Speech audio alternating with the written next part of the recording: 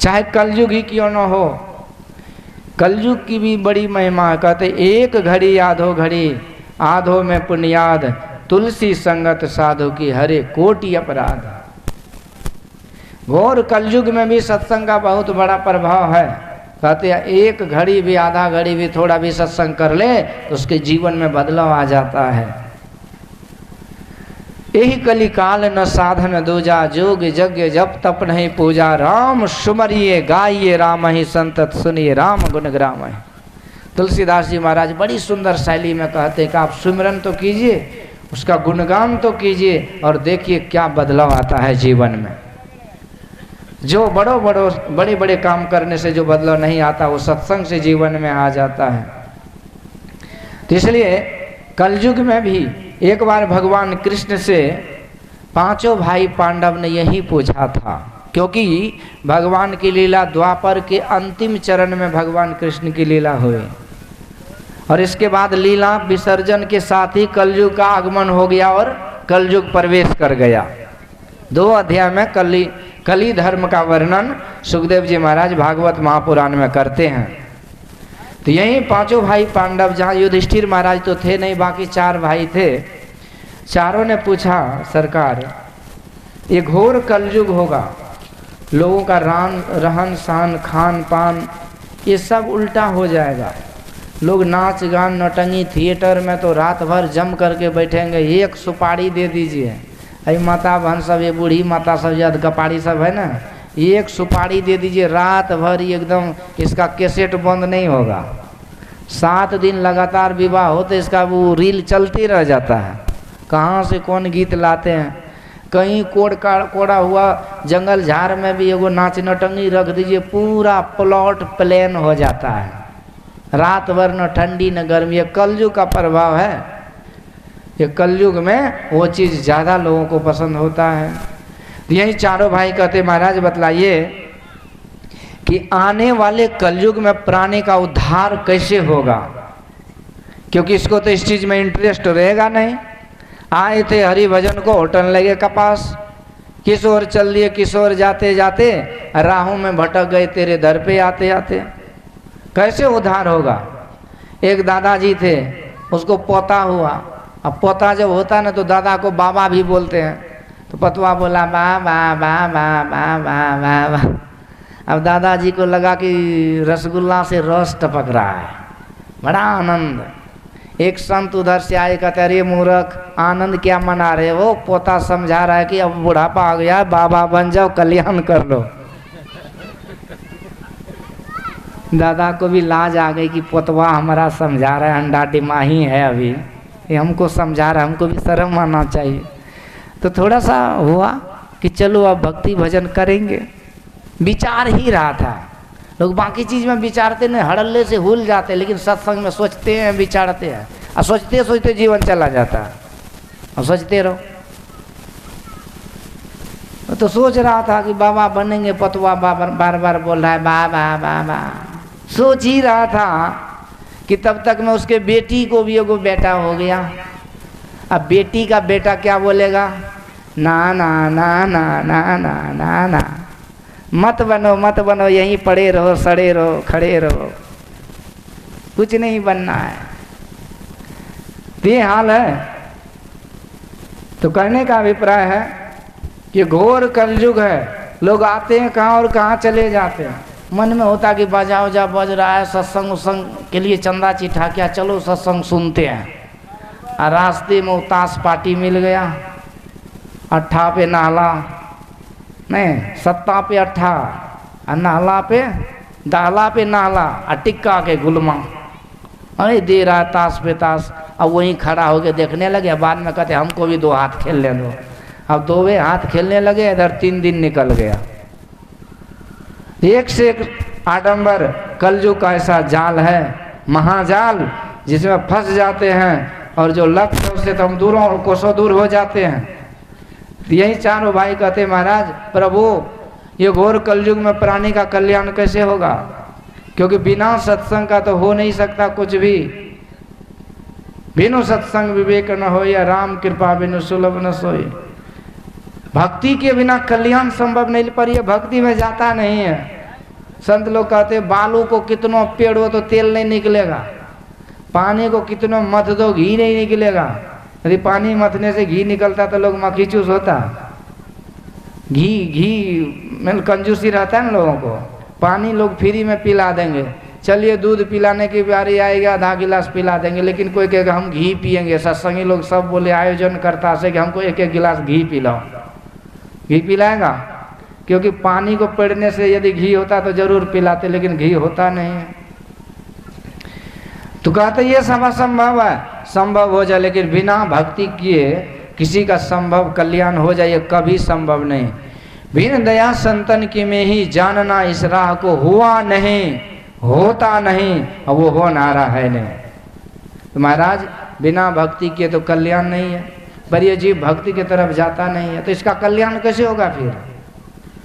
तो भगवान ने अर्जुन के गांडीव लेकर के और उसके 4 तीर को उस बाण पर, धनुष पर चढ़ा के गांडीव पर चारों तरफ एक साथ चला दिया और चारों भाई को आदेश दिए जाइए आप तीर लेकर आइए और मैं बताऊंगा कि आने वाले कलयुग में क्या होगा।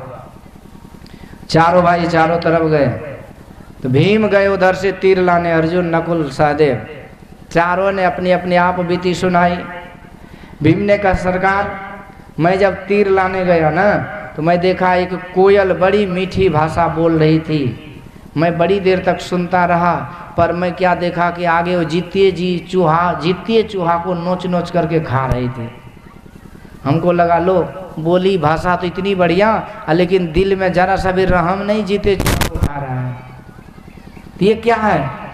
भगवान कृष्ण कहते अर्जुन आने वाले कलयुग में ये कर्मकांडी पंडित लोग और इधर उधर के वाचक लोग, प्रवक्ता लोग, जिसका लक्ष्य ही केवल रुपया पैसा बन गया है, गाड़ी बंगला, तो ऐसे लोग बोलेंगे तो बहुत बढ़िया बढ़िया बात, पर जजमान को नोच नोच करके खाएंगे। श्री सतगुरु गुरुवा मन मन गाजत है चलवा से कछुलेव, और चलवा मन मन सोचत है ये को टका नहीं दे। ये बात अलग है कि उसको हाथ नहीं पड़ेगा पर मौका खोजता रहेगा, ये कलयुग में होगा। तो ये कलयुग का स्वरूप है। अर्जुन कहते सरकार मैंने देखा एक गौ बछड़ा को जन्म दी और बछड़ा के ऊपर जो लार था उसको सांप जी से कर रही थी, पर जी से चाटते चाटते बछड़ी को मार दे। ये माँ, गौ तो माँ की तरह है, तो ये कैसी माँ है कि बच्चे को जान मार दे? भगवान कृष्ण कहते हैं अर्जुन आने वाले कलयुग में कलयुगिया माता पिता भी कुछ ऐसे ही होंगे, जो अपने बेटा को कहेंगे बेटा तो गुटखा खा ले, तिरंगा खा ले, फेसबुक व्हाट्सएप पर लगा रहा, चौक चौराहा पर घूम, नाच नटंगी, सिनेमा थिएटर, ब्याह शादी, जहाँ मर्जी चला जा, जो मर्जी सोकर, जिसके मर्जी तिसके साथ रह, पर गलती से भी बाबा बैरागी ये झाल मृदंग झोला झंटी सत्संग बत्संग में कभी नहीं घुसना, नहीं तो जीवन बर्बाद हो जाएगा। सब घर में एक बचवा बोला आप जो दीक्षा लिए हैं, तो बोला कि हमारी मती मारी गई इसीलिए दीक्षा लिया, लेकिन तू ऐसा मत करना। संडे हो या मंडे रोज खाओ अंडे, अपना सत्संगी है लेकिन बाल बच्चा को कभी वैष्णव नहीं बनाएंगे हो। इसलिए देखिए जो घिसे पीटे हैं को खो ढोढो वही सत्संग में आते, नया पीढ़ी कोई सत्संग में आता है, क्योंकि उसको दिमाग में पहले से ही भर देता है कि तुझे नहीं जाना है। तो ये क्या हुआ कि हम तो बैतरनी तरने के लिए, बैतरनी पार होने के लिए तैयार हैं, लेकिन बाल बच्चा को कहते तुम वहीं डूबते रहो। इसलिए ये कलयुग में होगा कि माता पिता का कुछ अलग ही दिमाग होगा, वो सोचेगा तो भलाई की बात, पर उसका सोच ही उल्टा होगा, इसलिए भलाई की जगह पर लाभ की जगह पर हानि होगी। संडे हो या मंडे रोज खाओ अंडे। कि माता पिता के कारण बच्चे का जीवन नरक गर्क होगा।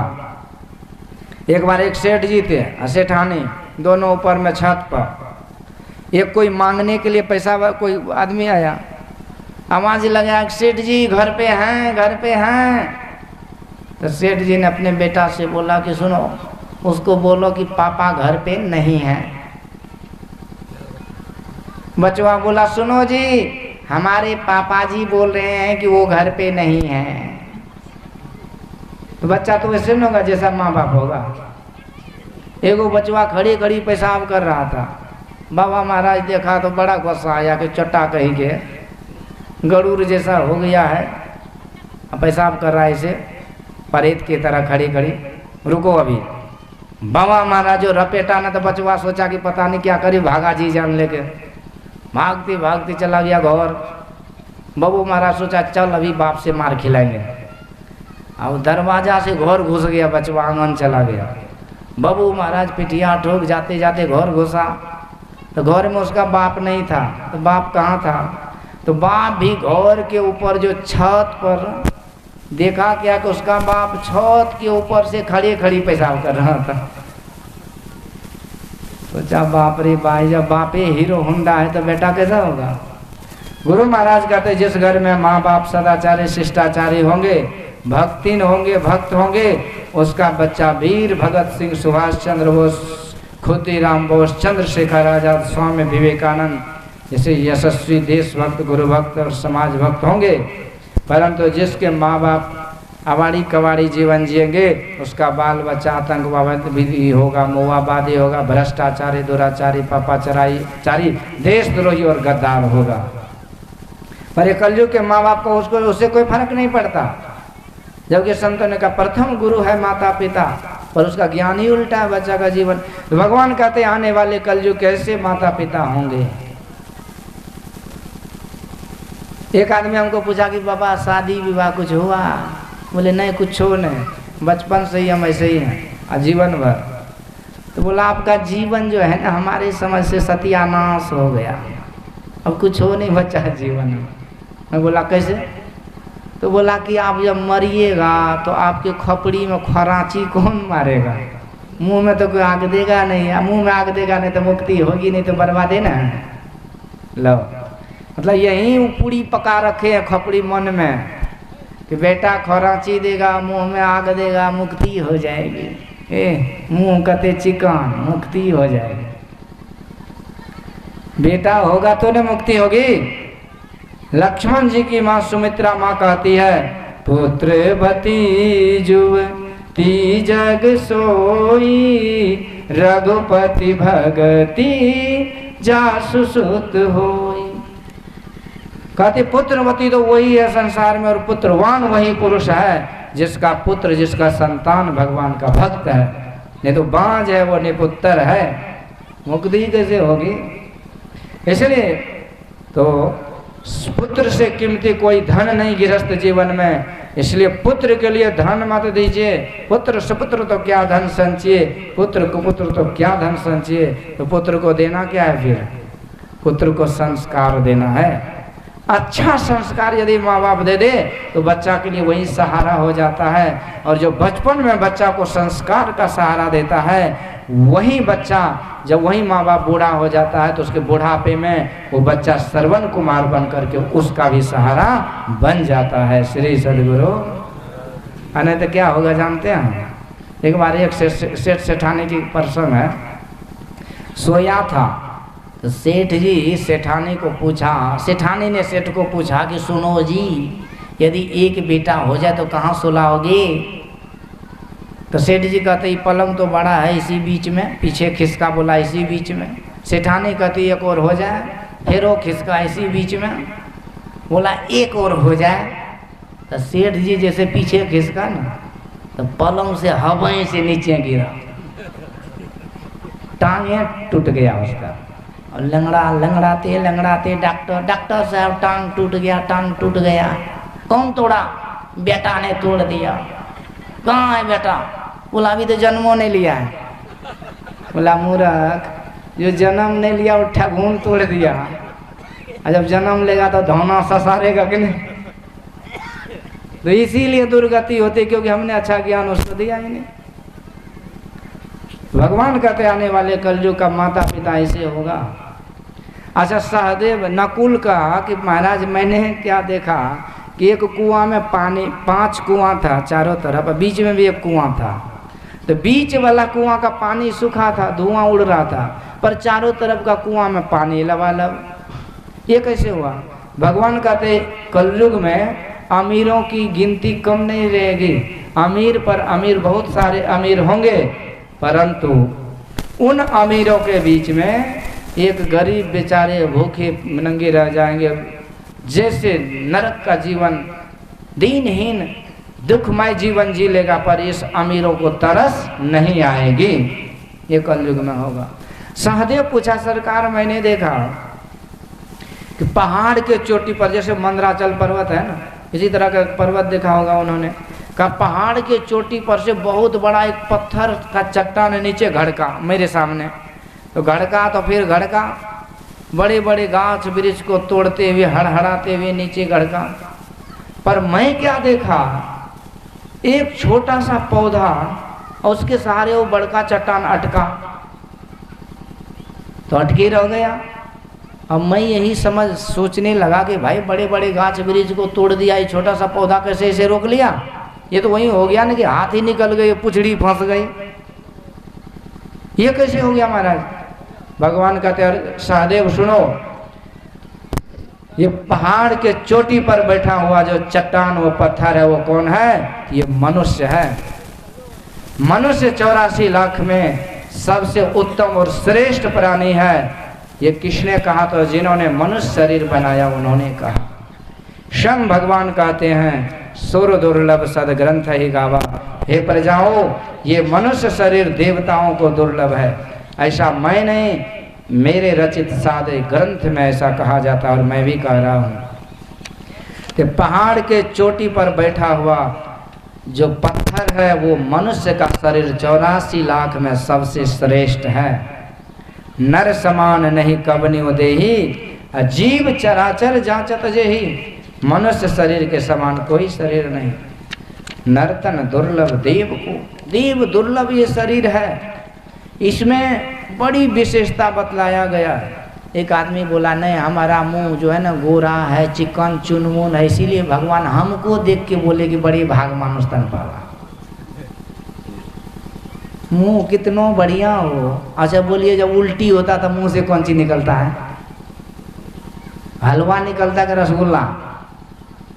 अब कहिए बड़का बड़का कचौड़ी पकौड़ी काजू किशमिश छोरा मुनक्का खा लीजिए, एकाएक उल्टी कर दीजिए तो होगा कितना बढ़िया चीज़ है, फिर वो मुंह में डाल लो। शरीर का संसर्ग हुआ और कैसा गंदी हो गया, इसलिए बड़े भाग से नहीं मिला। एक आदमी बोला कि नहीं और बात होगा। और क्या बात होगा? ये शरीर में जा शरीर माही तो अनेक सुख मानी रही हो, ताई तो बिचारिया में कौन बात भली है, इसमें कौन सी अच्छाई है? हड्डी पतली का शरीर, भगवान क्यों बोल दिए बड़ी भाग मानुष तन पावा? कुछ भी अच्छा है। अच्छा बोलिए बोलिए, भोरे भोर जब जगते हैं तो आँख से क्या निकलता है? ऐसे जब करते हैं तो बचवा सब खास करके कांची पीची निकलता है ना, तो उसकी माँ ने धो देती है, नहीं तो कैसे लगेगा देखने? आँख से। नाक से कौन चीज निकलता है? एगो बचवा बोला देसी घी निकलता है मुंह से। वैसा यदि पानी कम पिए तो शरीर से पसीना दुर्गंध करता है, मलमूत्र। तो इसलिए शरीर में यदि कोई विशेषता है तो भगवान कहते साधन धाम मोक्ष कर द्वारा देहस्था सर्व विद्याश्च देहस्था सर्व देवता देहस्था सर्व तीर्थानि गुरु वाक्य न लभ्यते। ये शरीर में सब कुछ परमात्मा ने दिया, क्योंकि उन्होंने बनाया तो वो जानते हैं। आप घर बनाते हैं, आपको पता है ना कि कितना मिट्टी गिट्टी छर सीमेंट बालू लगा, पड़ोसिया को थोड़ी पता होगा, ईश्वर को पता है। इसलिए वो कहते हैं सब मम प्रिय सब मम उपजाए, सबते अधिक मनुज मोए भाई। मुझे सबसे प्रिय मनुष्य शरीर है, क्योंकि मैंने उसे बनाया है। ईश्वर की रचना है, विलक्षण है, क्योंकि साहब से सब होत है, बंदे से कछुराय नाय।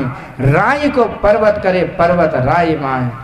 वो समर्थवान है, वो जो चाहे वो कर सकते हैं। तो संपूर्ण विश्व ब्रह्मांड की वस्तु शरीर के अंदर वो स्थापित कर दिए हैं। ब्रह्मांड लक्षणम सर्वम देहे मध्य व्यवस्थितम। इसीलिए इतना ही नहीं है, ये शरीर के अंदर मोक्ष का द्वार लगा हुआ है, इसीलिए ये शरीर बड़े भाग से मिला है। तो भगवान कहते सहदेव, पर्वत के चोटी पर चट्टान के तरह मनुष्य शरीर ये 84 लाख में सिरमौर है। इसलिए मनुष्य जन्म अनमोल रे, इसे मिट्टी में मत घोल रे। अब जो मिला है फिर न मिलेगा, कभी नहीं कभी नहीं कभी नहीं रे।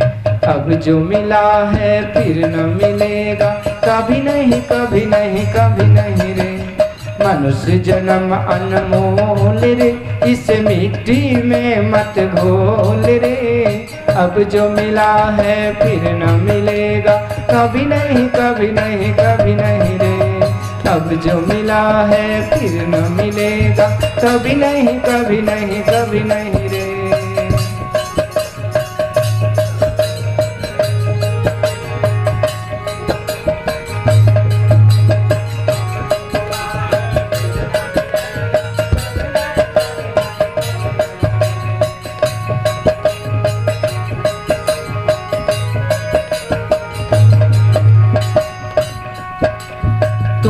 बुलबुला पानी का, मत कर अभिमान जवानी का। हम लोग को शरीर पर अभिमान होता है, पर कहते याद ही का गर्व न करिए, श्यार काग गिद खइये। तीन नाम तन विष्ठा कृम होई, नातर खाक उड़इये, जादिन मन पंछी उड़ जाइए। अरे कहाँ वह नैन कहाँ वह शोभा, कह रंग रूप देखिए। जिन लोगन सो नेह करत हो सो तो ही देख घिनइये, जा दिन मन पंछी उड़ जाइए। तू है बुलबुला पानी का, मत कर अभिमान जवानी का। तू है बुलबुला पानी का, मत कर अभिमान जवानी का। संभल संभल कर चलना रे बंदे, पता नहीं जिंदगानी का। संभल संभल कर मीठी बानी बोल रे, खुल मिल कर सब बोल रे। मीठी बानी बोल रे, हिल मिल कर सब बोल रे। अब जो मिला है फिर न मिलेगा, कभी नहीं कभी नहीं कभी नहीं रे। अब जो मिला है फिर न मिलेगा, कभी नहीं कभी नहीं कभी नहीं रे। मनुष्य जन्म अनमोल रे, इस मिट्टी में मत घोल रे। अब जो मिला है फिर न मिलेगा, कभी नहीं कभी नहीं कभी नहीं रे। अब जो मिला है फिर न मिलेगा, कभी नहीं कभी नहीं कभी नहीं रे।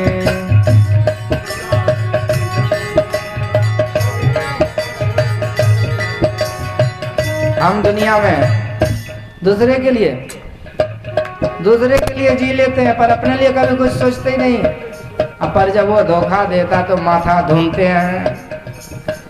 पर ये दुनिया बड़ा मतलबी है, यहाँ कौन किसका होता है।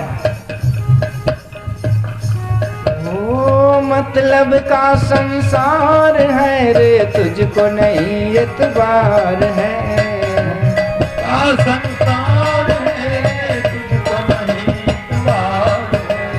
मतलब का संसार है रे, तुझको नहीं एतबार है। सोच समझ कर चलना रे बंदे, फूल नहीं अंगार है।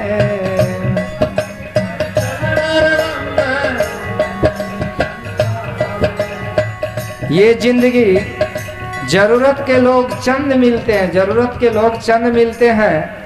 जब आता है बुरा वक्त, जब आता है बुरा वक्त, तो अपनों के भी दरवाजे बंद मिलते हैं। ओ मतलब का संसार है रे, तुझको नहीं एतबार है।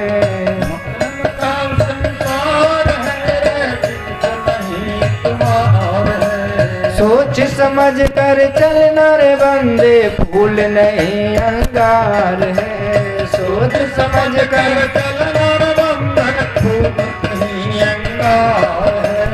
अब तो अखियाँ खोल रे, अब तो अखियाँ खोल रे, प्रभु से नाता जोड़ रे। अब जो मिला है फिर न मिलेगा, कभी नहीं कभी नहीं कभी नहीं रे। अब जो मिला है फिर न मिलेगा, कभी नहीं, कभी नहीं, कभी नहीं रे। मनुष्य जन्म अनमोल रे, इस मिट्टी में मत घोल रे। अब जो मिला है फिर न मिलेगा, कभी नहीं, कभी नहीं, कभी नहीं रे।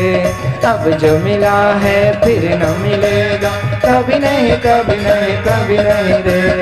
अब जो मिला है फिर न मिलेगा, कभी नहीं, कभी नहीं, कभी नहीं रे।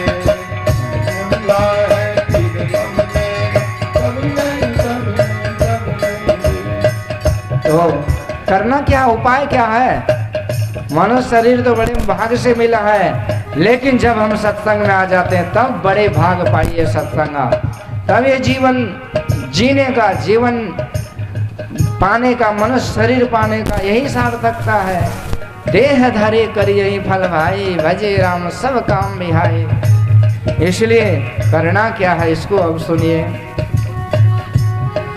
हो तू सत्संग में आया कर रे, गीत प्रभु का गाया कर। सत्संग में आया कर, गीत नहीं गाते तो ताले तो बजा सकते हैं। तू सत्संग में आया कर रे, गीत प्रभु का गाया कर। सांझ सवेरे बैठ कर रे, प्रभु का ध्यान लगाया कर।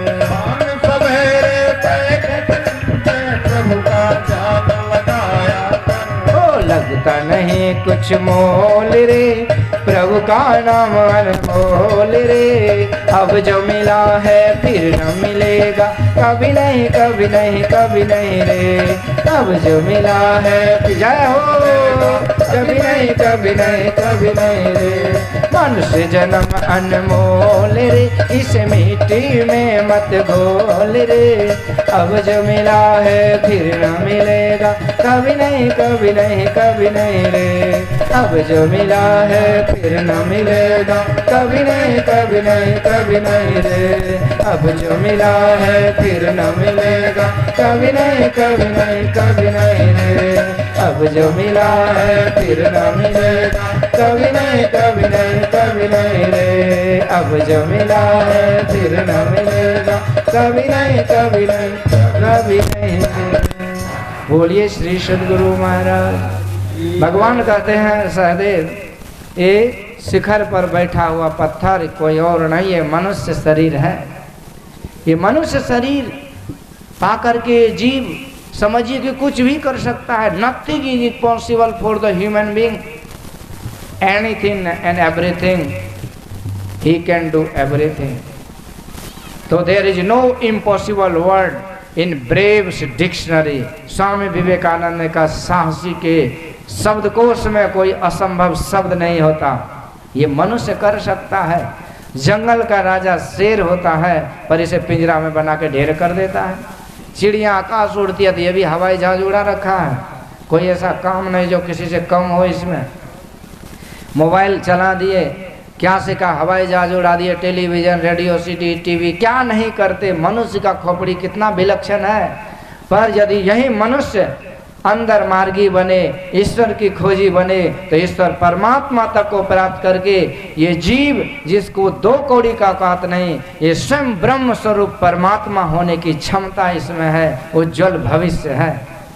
परंतु होता क्या है, जब ये नीचे गिरने लगता है ना, घड़कने लगता है, तो फिर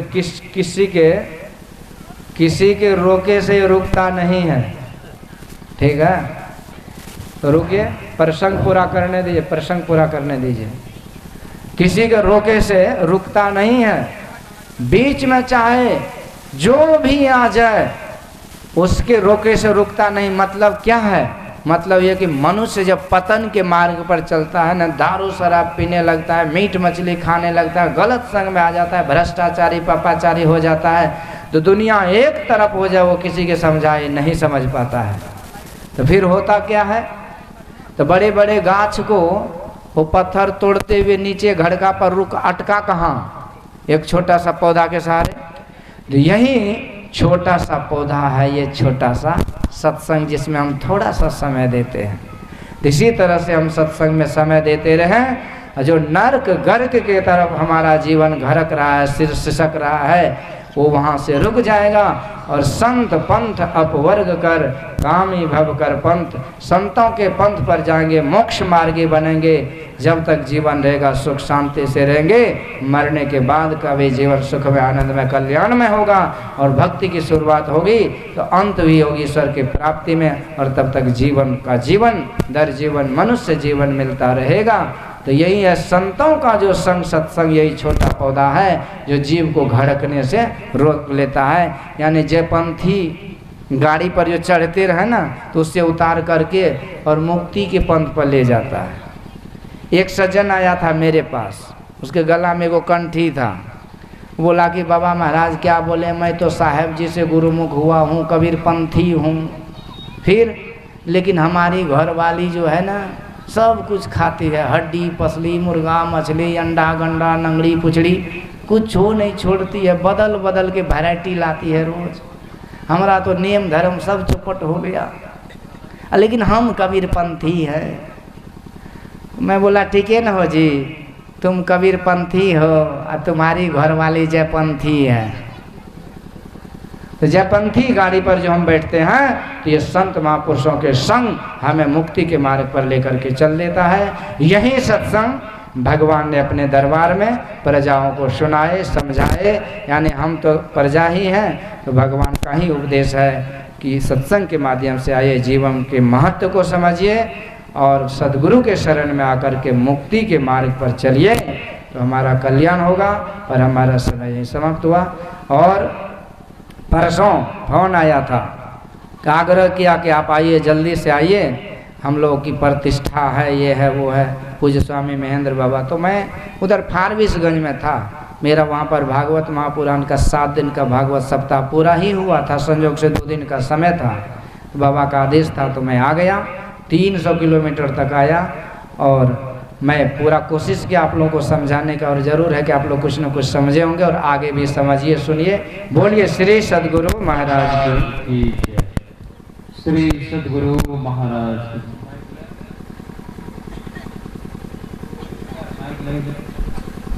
अभी हम लोग सुन रहे थे, अभी हम लोग उत्पाद स्वामी सनातन जी महाराज से सुन रहे थे।